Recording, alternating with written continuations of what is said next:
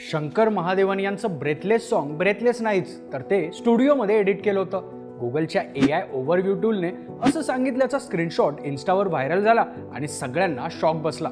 1998ला आलेलं ब्रेथलेस गाणं तुफान चाललं। शाळेमध्ये शायनिंग मारायला एकदा तरी आपण ब्रेथलेस गाणं गाण्याचा ट्राय केला असेल, पण आपल्याला जमलं नाही। मग वाटलं शंकर महादेवन लेजंड आहेत म्हणून त्यांना जमलं असेल, पण स्वतः शंकर महादेवन यांनीच इंटरव्ह्यूजमध्ये क्लिअर केलं होतं की ब्रेथलेस गाणं एका श्वासात रेकॉर्ड केलेलं नाही, वेगवेगळ्या पार्टमध्ये ते रेकॉर्ड करून नंतर ते स्टुडिओमध्ये एडिट करण्यात आलं।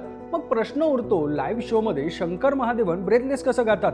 ॲक्च्युली ते गाताना श्वास घेतात, पण त्यांची टेक्निक इतकी जबरी असते की त्यांनी कुठे श्वास घेतला हेच ऑडियन्सला समजत नाही। खरं म्हणजे फुफ्फुसांच्या लिमिटेशन्समुळे माणूस जास्तीत जास्त काही सेकंदच श्वास रोखू शकतो, त्यामुळेच एका श्वासात ब्रेथलेस गाण्याचा कोणताही वर्ल्ड रेकॉर्ड सध्या तरी अस्तित्वात नाहीये।